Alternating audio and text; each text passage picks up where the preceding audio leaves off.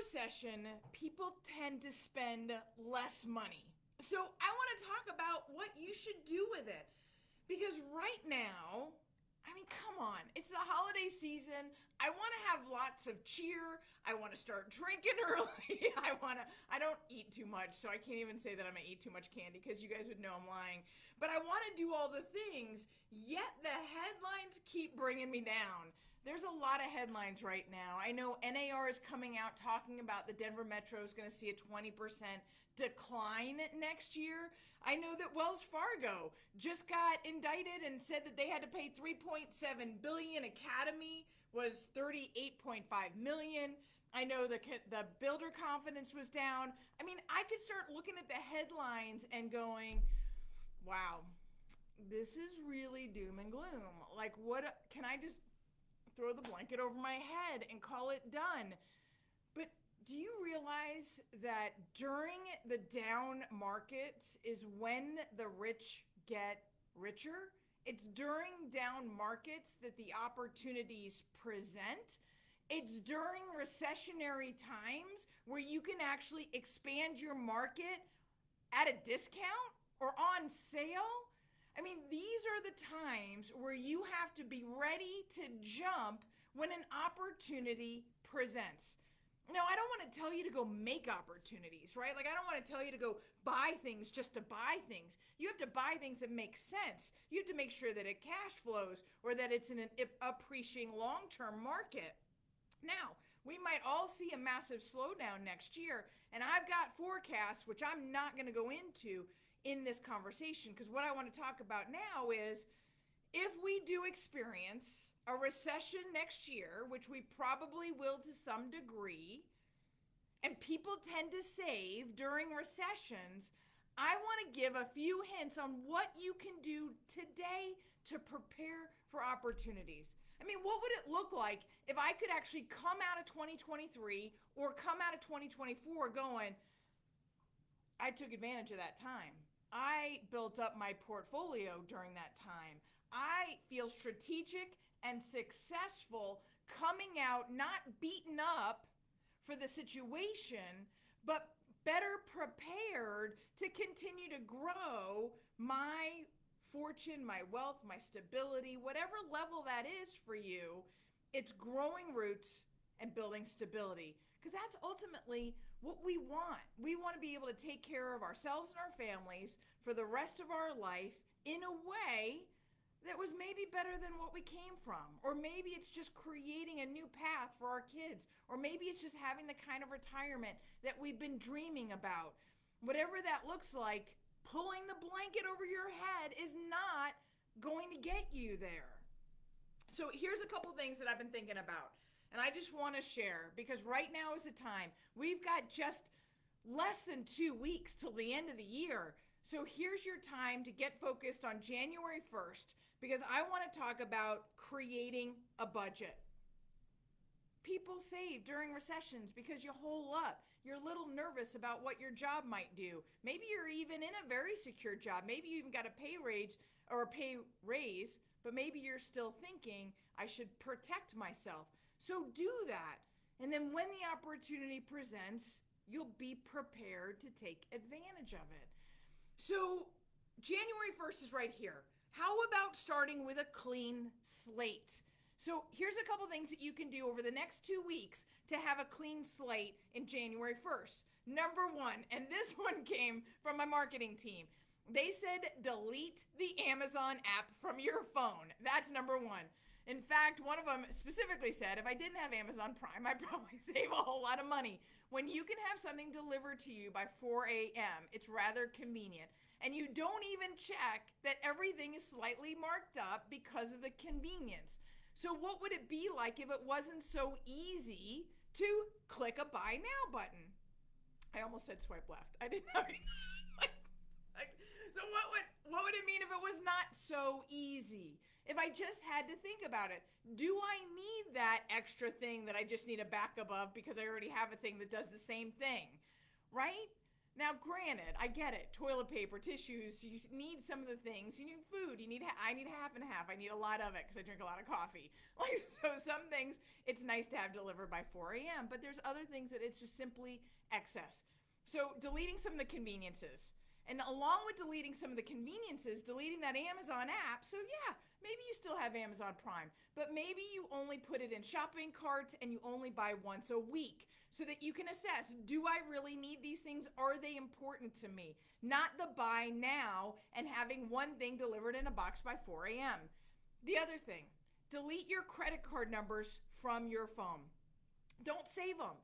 Because if I have to retype my credit card in every time, other than also being a safety issue, right? If I have to retype in my credit card every single time, I'm going to think twice, do I really need this thing? It's going to take me a little bit longer to fill out the form and hit the buy now button. So those conveniences, remove them.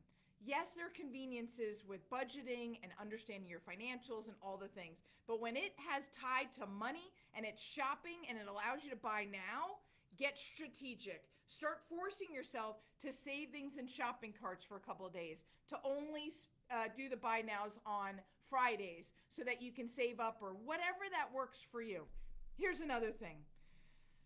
Review your statements. Over the last 2 years, I can't tell you how many TV programming apps we subscribe to as a family. We shared a lot of them and we split them up, but we had everything. We had HBO Max and Hulu and gosh, every Prime that you could get your hands onto when it came to Netflix and all the TV channels, we had it. I was even asking Peter, we're watching Yellowstone, and I was like, do we have Paramount Plus? He's like, hell yeah, we got that, because we got everything. Do you need that? No, you don't need that. So go through your last 2 months of both your bank statements and your credit card statements and see what those automatic payments are. Are you still paying for the gym that you stopped going to 2 years ago? Are you still paying for a service that you don't even have that thing anymore, yet you're still paying for a warranty or a monthly subscription or some sort of service? Clean up what's been going on in your bank statement and on your credit cards. Then talk to a financial planner. Do you know that you don't actually have to pay a financial planner, that they make the money, whether it's on the trades that you make on the stock market or in purchasing mutual funds, or they make money as a percentage of your accounts once you move them over? But talk to a financial planner or talk to several and start to put together a savings plan. That consultation won't cost you anything, and you'll walk away with more ideas and more insight into what it's going to take you to either become a homeowner, to save for that next venture, to start that business, to go out on your own, to do the things that recessions give you opportunities to do. Then talk to a loan officer. If you think purchasing a home is anywhere in your future, and I could go on for hours and hours about the opportunities that real estate gives us, long-term wealth development, regardless of whether we are going to lose 20% or not next year. I'm talking to my sons about buying another home. And in fact, we have a home under contract that we're going through the inspection process, and we'll determine whether or not it checks all the boxes. But I'm not scared about losing value next year. That is not in my calculations and assessment of whether or not I purchase a home today at all. What I'm assessing is what price reduction I can get. How much of my inspection items can I get? Can it cash flow once we're renting it out by the room? Or can I rent that garage out? Or can I build that ADU in the backyard? I'm going into the analysis and I'm looking for this opportunity and other opportunities during a recession when others are too afraid to purchase. I want to be able to sweep in and purchase those properties, stacking our long-term wealth opportunities. But I can't do that until I start to know where we stand.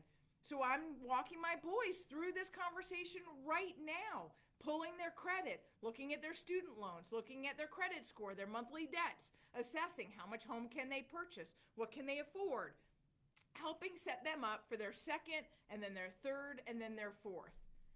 It's not a question of if. It's simply a question of when. And taking advantage of it during a recession is what helps elevate their long-term success. So the next thing is talking to a loan officer. And you would say, well, their mom's a loan officer. Well, I don't pull their credit. So I do now. But let's talk about specifically sitting down with me or another member on my team as an acting loan officer, not as mom, and talking about what it is that could restrict us or propel us to purchasing a home. And I suggest you do the same. Whether it's next year or the year after, how much better would you feel knowing what your monthly debts are, what you need to start paying down, and then start doing a snowball effect. Start paying down those debts so that you can afford more, build up your credit score so your interest rate is lower, so you can actually increase your purchase price and your affordability. Knowing your credit, knowing what you can afford, and knowing what you need a budget for are huge in your success. And then here's the last thing I'm going to tell you. Set a budget. We are literally days away from January 1st. We have an opportunity to set a budget today with a clean slate saying that I want to hit these goals. How about if you want to save 10% of your income?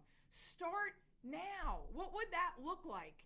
Yes, you have financial planner opportunities. You can buy the treasury bonds that I've been talking about. The 1 years are crushing right now.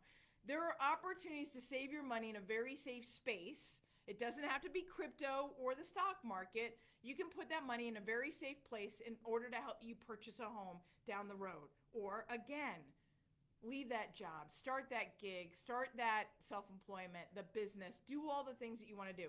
Set a budget.